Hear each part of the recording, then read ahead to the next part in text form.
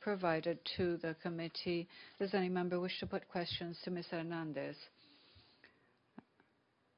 I now give the floor to Ms. Roweida, President of the International Center for Conflict Resolution. You have the floor, Madam. Thank you, Mr. President. Ladies and gentlemen, the United Nations Security Council has been for years dealing with the Sahara conflict, calling for a lasting, acceptable political solution.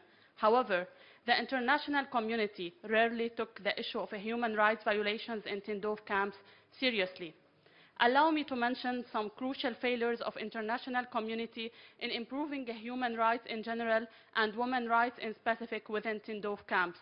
These failures do not only deprive the Sahrawi population from dignity and social justice, but also jeopardize the whole North African region's security and delay the suffering of families and victims of torture within the prisons of Polisario Front. In early 2011, I visited Laayoune city in Sahara to meet Sahrawi women activists and collect independent testimonies from returnees from Tindouf camps, which led me to realize that the people in Tindouf camps have no right to quit the camps without prior approval of the Polisario and Algerian authorities. They are subject to strict surveillance and intimidation through the rationalization of humanitarian aid. Now, if men are facing such humiliating living conditions, then what you expect women and children in the camps, who are in all conflicts usually the most exposed persons to violations of their dignity and the human rights.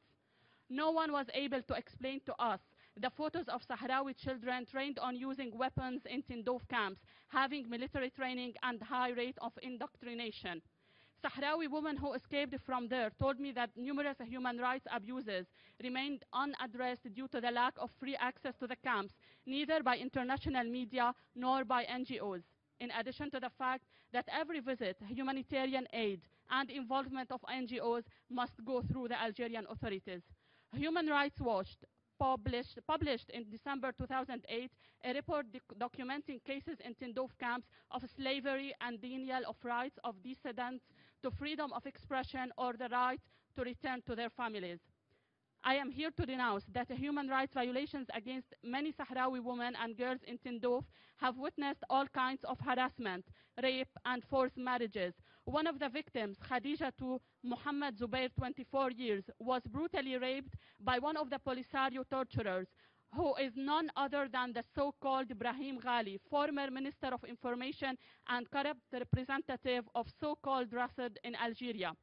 Ghali is summoned to appear before the court of Murcia, south of Spain. His name also appears on the list of officials accused of genocide, murder, injury, illegal detention, terrorism, torture, and forced disappearances, following a lawsuit filed by the Sahrawi Association for the Defense of Human Rights before the Spanish National Court.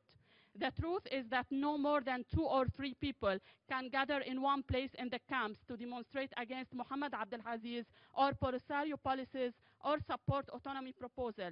They will be immediately arrested, they face widespread abuses, and have no access to a fair trial, as the case of ex-Polisario leader Mustafa Salma Wiltidi Maulud.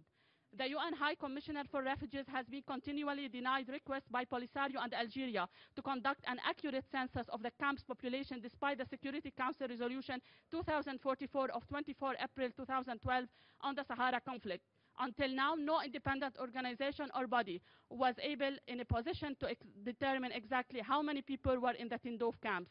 Gordon Gray, Deputy Assistant Secretary in the U.S. State Department, in his November 17, 2005 presentation before the Subcommittee on Africa, said there are credible reports that the Polisario Front has sold portions of international food aid on the black market.